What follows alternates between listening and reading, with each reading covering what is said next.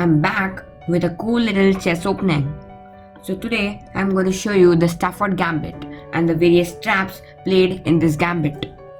But if you are new to this channel, Chess Craze, then hit the subscribe button and turn on the notification for more such videos.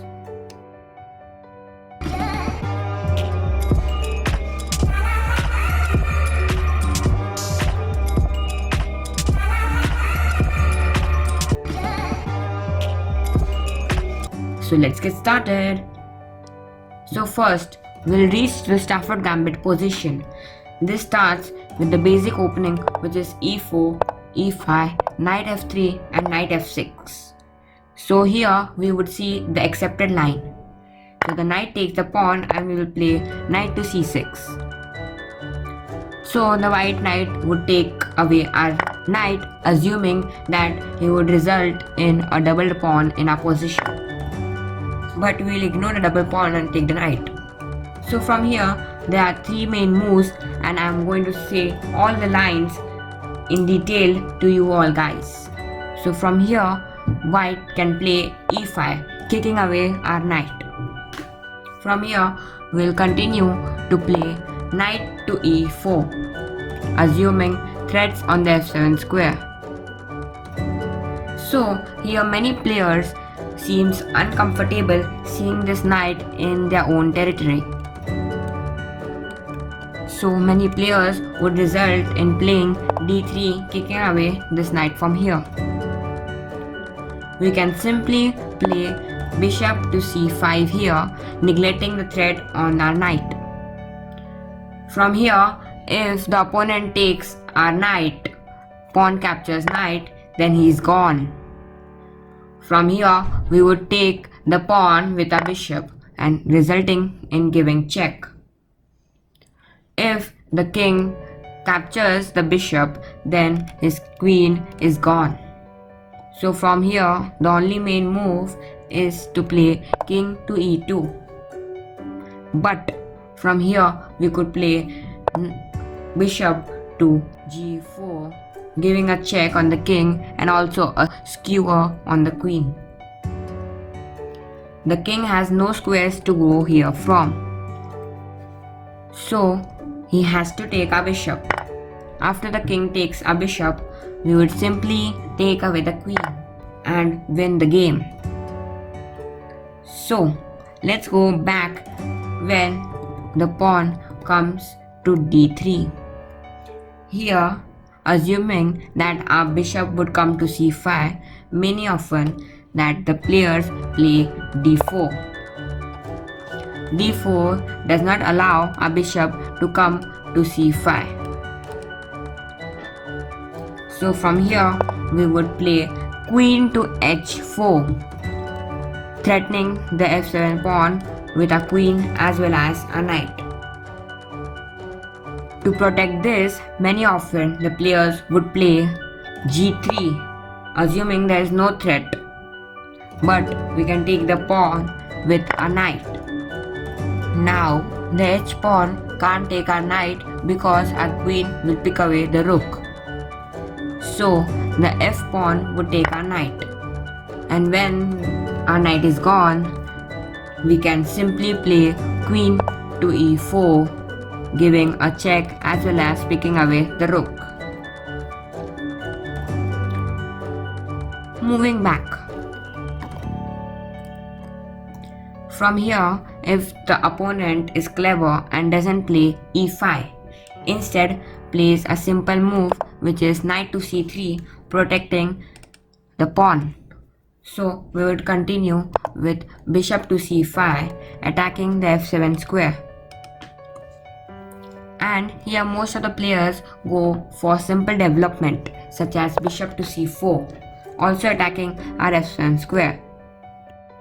But we can play knight to g4, attacking the f2 square with a knight as well as a bishop. The only way to protect the f2 square is to play castles. After the opponent plays castle, we can play queen to h4, increasing an attacker on the f7 square as well as planning for some spooky checkmate on the h2 square. So now, to get rid of the h2 mate, white pieces have to play h3. And then, when he has played h3, we would play knight captures f2. And here, we are a pawn up. And also, we can think of some spooky discoveries on this king. From here, if the white pieces take our knight with the rook, we can take the rook with our queen, and we are a exchange up. Opponent has 3 pieces and we have 2. But we have 2 rooks for a rook. So from here, we can easily win the game. Moving behind, when we take the f2 pawn, the white pieces can play queen to f3, assuming no attack on the queen and also attacking the knight. So from here, we have a spooky little trick. It is mate in 7 from here. Can you spot it? From here, we can take the h3 pawn with our knight, giving a double check on the king. So the king has to move, and after the king moves, we'll retreat our knight to f2, giving a discovery.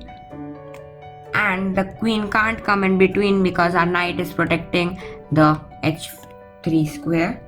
So the king has to come back to g1. And from here, queen h1 is a spooky little checkmate. Going back,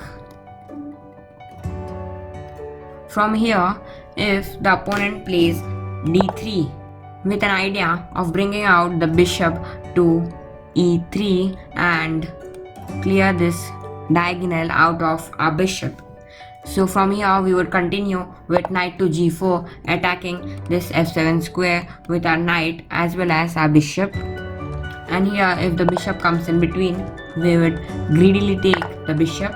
The pawn takes our knight and our bishop takes the pawn. Now materially, we are equal in material, but you can see that their all pieces are in their own territory. And ours are also in our territory, but our bishop is strongly placed on their territory, covering most of the squares in the board. So from here, we can easily win the game. So from here, if the opponent doesn't play d3 or bishop to c4 but plays h3, taking away the g4 square from the knight, so we would respond with h5, making pressure on this g4 square. So the white pieces would play bishop to e2, also increasing the attackers on the g4 square. So from here, we would play queen to d4, a strong move attacking the f7 square with a bishop as well as queen. This type of position is called a battery of the bishop and the queen. So from here, to defend the f2 square, white pieces have to play castles. And after white has played castle, we can increase an attack on the f2 square. Now you would be thinking, how can we increase an attack on the f2 square? From here, we can play the stunning move, which is knight to g4, attacking the f2 square with the knight, the queen as well as the bishop. But white would think that this is a blunder. He could easily take a knight, and from here we would also take the pawn with our pawn.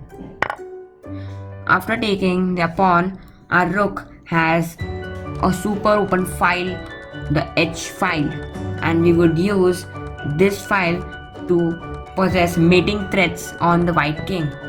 From here, if white takes the pawn with the bishop, we can play queen to e5, attacking on the h2 square with the queen as well as our rook and giving checkmate threats on the king. So to defend this, the most ideal reply to this would be g3 in the advanced level as well as the beginner's level. But this is a huge blunder. From here, our queen would take the pawn and it's a checkmate. The king can't come to any of the squares and the queen can also not be captured with the pawn because of the spooky little pin on the pawn. Moving ahead, if the opponent has seen this trap, then the only way to defend the h2 square from the queen and the rook is to play bishop to h3, blocking the rook's file on the h file. So from here we would continue with bishop takes the bishop, pawn takes bishop, and from here it is mate in 2. We can play queen to g3 check. The pawn can't take our queen because of the spooky little pin on the king, and when the king comes to the h1 square, which is the only square for the king, we can take the pawn with our rook and it's a checkmate. Moving behind, many of my friends have told me that in these positions, in the advanced level, there are very few players to take this pawn with the knight. Instead, they play d3, protecting the e4 square. So, my advice is to play bishop to c5 here, neglecting this pawn.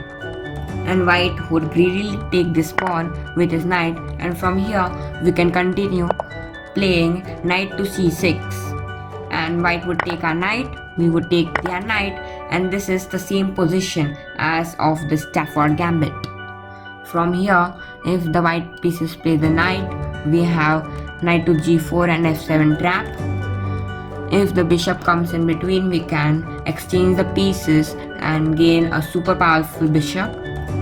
And if the opponent plays h3, we can sacrifice a knight and place a spooky little checkmate trap. I hope you all guys have enjoyed this video and would support me with the upcoming videos. You all guys can write your favorite chess opening in which you want to see traps and gambits, so I can prepare a video to post on YouTube for the next time. So till then, stay safe and play chess. Goodbye.